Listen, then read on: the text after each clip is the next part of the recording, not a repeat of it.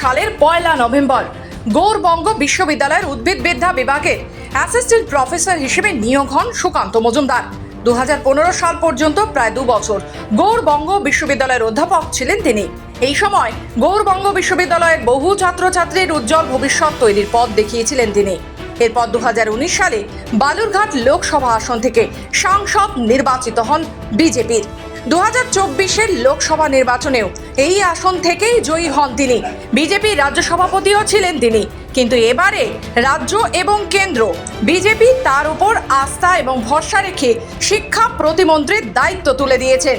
তিনি গৌড়বঙ্গ বিশ্ববিদ্যালয়ের অধ্যাপক ছিলেন, তাই কেন্দ্রীয় শিক্ষা প্রতিমন্ত্রী হওয়ার পর বিশ্ববিদ্যালয়ের শিক্ষা এবং পরিকাঠামো উন্নয়ন নিয়ে বেশ কিছু দাবি দাওয়া উঠতে শুরু করেছে। বিশ্ববিদ্যালয়ের ছাত্ররা জানান, এক সময় এখানকার অধ্যাপক ছিলেন সুকান্ত মজুমদার, এখন তিনি কেন্দ্রীয় শিক্ষা প্রতিমন্ত্রী হয়েছেন। তাই আমরা অবশ্যই দাবি রাখবো বিশ্ববিদ্যালয়ের পরিকাঠামোর যাতে উন্নয়ন হয়। জাতীয় স্তরে যে সমস্ত স্কলারশিপ রয়েছে সেগুলো বর্তমানে বন্ধ রয়েছে, সেগুলি যাতে চালু করা হয়। পাশাপাশি স্কলারশিপের টাকার পরিমাণটা বাড়ানো হলে ভালো হয়। তার সঙ্গে গৌড়বঙ্গ বিশ্ববিদ্যালয়ের পানীয় জলের সমস্যা থেকে পরিকাঠামোগত উন্নয়নের দিকেও নজর দিলে খুব ভালো হয়। গৌড়বঙ্গ বিশ্ববিদ্যালয়ের অধ্যাপক ছিলেন সুকান্ত মজুমদার, এখন তিনি কেন্দ্রীয় শিক্ষা প্রতিমন্ত্রী হয়েছেন। খুবই গর্বের বিষয়। ওনার হাত ধরে সমগ্র রাজ্য জুড়ে শিক্ষার উন্নয়ন হবে আশা রাখছি। কেন্দ্রের কাছ থেকে অর্থ নিয়ে এসে বিশ্ববিদ্যালয়কে সাজাতে পারলে আরও ভালো হয় দাবি বিশ্ববিদ্যালয়ের শিক্ষাকর্মীদের। সুকান্ত মজুমদারের সাথে ব্যক্তিগত সম্পর্ক ছিল এবং তিনি খুব ভালো মানুষ। তিনি শিক্ষা প্রতিমন্ত্রী হয়েছেন, অবশ্যই গর্বের বিষয়। উদ্ভিদবিদ্যার অধ্যাপক ছিলেন তিনি। ওনার সব সময় পজিটিভ দৃষ্টিভঙ্গি ছিল। শিক্ষার উন্নয়ন নিয়ে কাজ করার একটা ভালো প্ল্যাটফর্ম পেয়েছেন তিনি।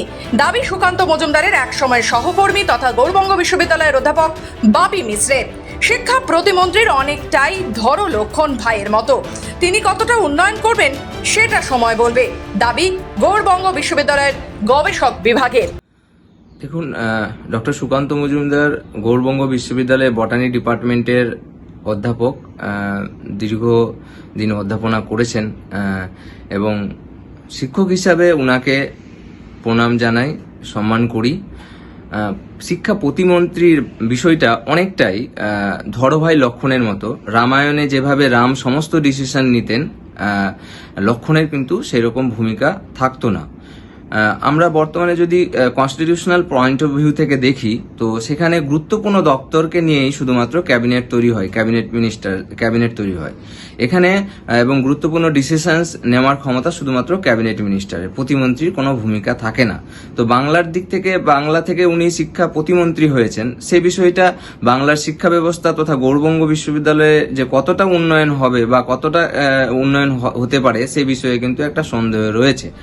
অবশ্যই দাবি দেওয়া আছে, যেহেতু তিনি আমাদের একসময় ইউনিভার্সিটির প্রফেসর ছিলেন, আর এখন যেহেতু তিনি আমার কেন্দ্রীয় শিক্ষা প্রতিমন্ত্রী হয়েছেন, তো আমরা অবশ্যই দাবি রাখবো যে মানে ইউনিভার্সিটি যাতে পরিকাঠামো বেশি করে উন্নত যেতে হয়। বিশেষ করে তিনি যখন আমাদের ইউনিভার্সিটির সাংসদও ছিলেন, সাংসদ থাকাকালীন তিনি কোনো মানে করেননি, মানে সেরকম ইউনিভার্সিটির কোনো মানে পরিকাঠামো উন্নত করতে পারেনি। এখন যেহেতু তেনার হাত আছে, তো উনি চাইলে অনেক কিছু করতে পারেন। আশা করছি আমরা আশা রাখবো যাতে বেশ কয়েকটা দিক যাতে তুলে ধরার চেষ্টা করবো। এই জিনিসটা আমাদের গৌড়বঙ্গ বিশ্ববিদ্যালয়ের পক্ষে খুবই এটা গর্বের বিষয়। উনি আমাদের এখানে অধ্যাপক ছিলেন। আশা করব যে ওনার হাত ধরে সমগ্র রাজ্যের শিক্ষা ব্যাপারে একটা হবে, ডেভেলপমেন্ট হবে। আমরা ওনাকে জানাই, শুভেচ্ছা জানাই।